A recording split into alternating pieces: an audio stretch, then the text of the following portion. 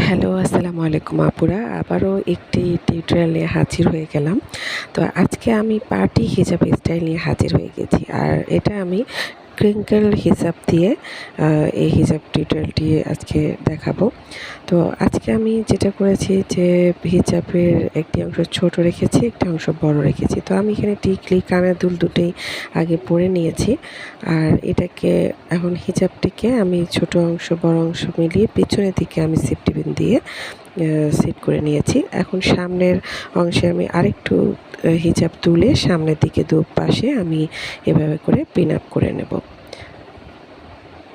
তো এখন যেহেতু অনেক বেশি গরম, তো এখন পার্টি হিজাবের ক্ষেত্রে আমরা যেটা করতে পারি যে ক্রিঙ্কেল হিজাব দিয়ে পরলে অনেক বেশি আরামদায়ক হবে।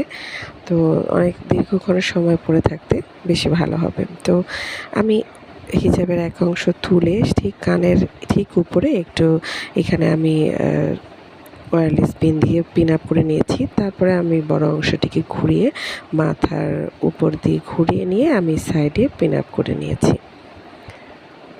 তো এইভাবে সামনে আমি ফুল কাভারেজ করে নিয়েছি। তো সেক্ষেত্রে যদি আপনারা শাড়ি বা কামিজ পরে থাকেন, সেক্ষেত্রে সামনের অংশ একটু ছোট করে নিয়ে নিতে পারেন, কারণ কামিজের সাথে আপনাদের ওড়না থাকবে, সেক্ষেত্রে একটু সামনে ছোট করে নিয়ে সুন্দরভাবে পরলেও ভালো লাগবে। আর শাড়ির ক্ষেত্রে ছোট করে নেওয়ার জন্য এই জন্য বলছি, যখন শাড়ি পরা হয় সাধারণত আমরা গহনা পরে থাকি, তো সেই জন্য আগে গহনাগুলো পরে তারপরে এই স্টাইলে হিজাব পরলে আর সামনের অংশটাকে একটু ছোটো করে নিলে শাড়ির সাথে খুব ভালো লাগবে।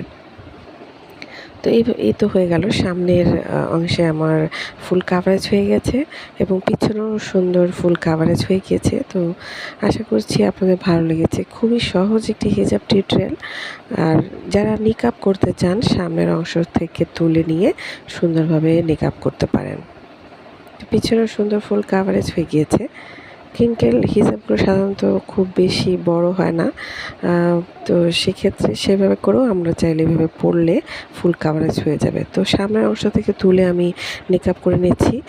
কানের দুলের নিচ থেকে টেনে আমি কানের দুলটাকে উপরে তুলে তারপরে আমি এটার উপরে হিজাবটাকে একটু উপরে তুলে কানের ঠিক উপরের দিকে আমি এখানে পিন আপ করে নেব।